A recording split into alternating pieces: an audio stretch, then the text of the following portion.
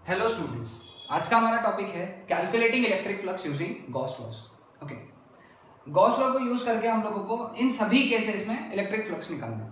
Okay, ये cases सारे आपको हर बुक के एमसीक्यू बुक में मिलेंगे जेई नीट के, तो एक एक करके हम लोग डिस्कस करते हैं। सबसे पहला case, cube placed in uniform electric field, है ना। एक क्यूब है जिसके ऊपर कोई चार्ज नहीं दिया हुआ है। Okay, and just that cube is placed in a uniform electric field, यानी इलेक्ट्रिक फील्ड में रखा हुआ है, तो इससे फ्लक्स कितना आएगा। ओके, यहाँ पे एक हमको समझ में आ रहा है कि जितना फ्लक्स क्यूब को एंटर कर रहे हैं उतना ही फ्लक्स लीव कर रहे हैं, है कि नहीं। जितना फ्लक्स यहाँ से क्यूब में एंटर कर रहा है उतना ही फ्लक्स लीव कर रहा है। कोई भी फ्लक्स क्यूब के अंदर रुक रहा नहीं है या कहीं और नहीं जा रहा है, मतलब flux entering is equal to flux leaving. Therefore, net flux, last lecture में हम लोगों ने पढ़ा कि इट इज जीरो। सो इस केस में when cube is placed in electric field, uniform electric field, net flux is always zero। ठीक है। Now, charge placed at center of cube, cube के सेंटर पे चार्ज है, ठीक है।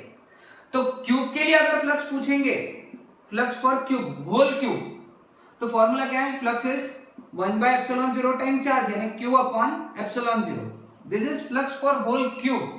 ओके, लेकिन फ्लक्स फॉर वन फेज पूछा, फ्लक्स फॉर वन फेज। अब ये फ्लक्स इस क्यूब से निकल रहा है, इसमें कोई एरिया वगैरह की टर्म नहीं है, तो flux is q upon ε0। ε0 absolute permittivity of free space, और q क्या है, चार्ज है, ठीक है। नाउ ये जो फ्लक्स है q अपॉन ε0, ये पूरे क्यूब से निकल रहा है, और पूरे क्यूब में फेस कितने होते हैं, 6 फेसेस होते हैं ना, 1 2 3 4 5 6 फेसेस होते हैं। 6 फेस के लिए इतना फ्लक्स है, तो एक फेस के लिए कितना रहेगा, q अपॉन 6ε0।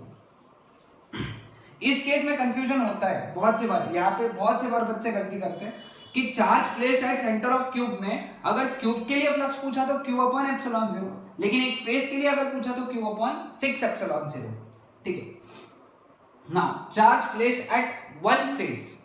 ओके, अब फेस के ऊपर है, एक फेस के ऊपर है, तो ये सिचुएशन कुछ इस तरीके से इमेजिन करेंगे हम लोग। सपोज ये एक क्यूब है, ठीक है, इसके ये फेस पे हम लोगों ने क्या रखा है, एक चार्ज रखा है, और हम लोग चाहते हैं कि हम लोगों को इस चार्ज की वजह से इस क्यूब का फ्लक्स कितना है, पूरे क्यूब का। अब एक फेस का नहीं निकालना है, फेस पे तो चार्ज रखा है, पूरे क्यूब का फ्लक्स निकालना है, ठीक है।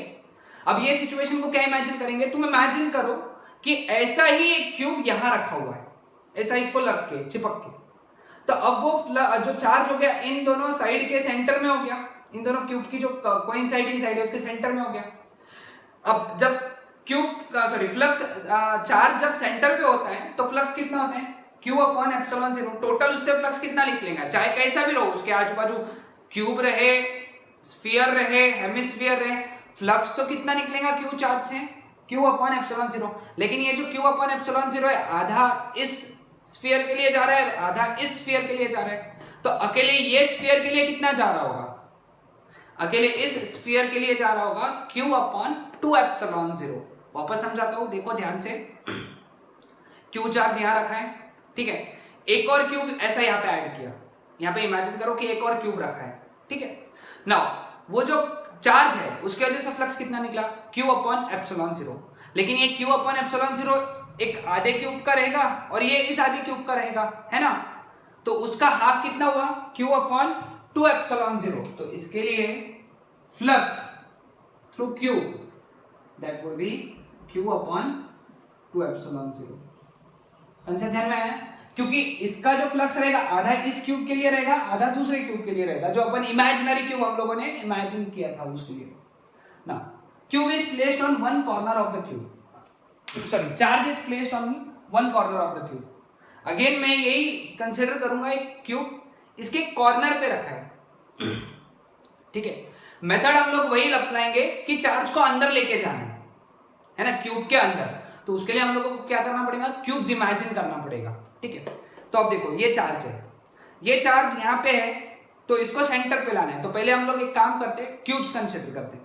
एक यहाँ इसको लग के, ऐसा इधर एक और लग के, इधर एक और लग के, यानी कितने होंगे क्यूब, 1 2 3 4, 4 क्यूब हो गए, 4 क्यूब के सेंटर पे हो गए, लेकिन सेंटर पे हुआ लेकिन अभी भी ये कांटेक्ट में है, तो ऐसे ही 4 क्यूब ऊपर कंसीडर करो, 1 2 3 4, 4 क्यूब, यानी टोटल कितने हो गए 8, 1 2 3 4, और ये चारों के ऊपर और 4। अब इन सभी 8 क्यूब मिला के एक क्यूब बना, उसके सेंटर पे हो गया ये चार्ज। अब वो चार्ज की वजह से फ्लक्स कितना रहेगा, Q अपॉन एप्सिलॉन 0। लेकिन ये Q अपॉन एप्सिलॉन 0 ये बड़े क्यूब के लिए है, बड़ा क्यूब यानी कितने क्यूब्स थे इसमें, 8 क्यूब्स। तो एक क्यूब के लिए कितना हुआ, कितना हुआ एक क्यूब के लिए, कितना हो गया 1 अपॉन 8 टाइम्स, यानी Q अपॉन एप्सिलॉन 0 का 1/8 टाइम्स। तो flux through cube that is Q upon 8 epsilon 0। Concept ध्यान में है, बस क्यूब्स कंसीडर करना है और चार्ज को अंदर लेके जाना है, क्यूब को चार्ज को क्यूब के अंदर लेके जाना है, इतने सारे क्यूब्स कंसीडर करना है। लास्ट केस है क्यूब वाला, charge placed on one edge of the cube, edge यानी लाइन, ठीक है। अब यहाँ पे चार्ज रखा है, ये एज पे, ठीक है, ये एज पे चार्ज रखा है। तो हम लोग क्या कंसीडर करेंगे, ऐसा ही एक इमेजिनरी क्यूब यहाँ पे कंसीडर करेंगे, ठीक है। फिर इन दो चार्ज, ये दोनों क्यूब की वजह से चार्ज इस इधर बीच में आ गया, लेकिन अभी भी सरफेस एरिया अंदर नहीं है। तो हम लोग ऐसे ही 2 क्यूब और ऊपर कंसीडर करेंगे, यानी 1 2 3 4, 4 क्यूब कंसीडर किए।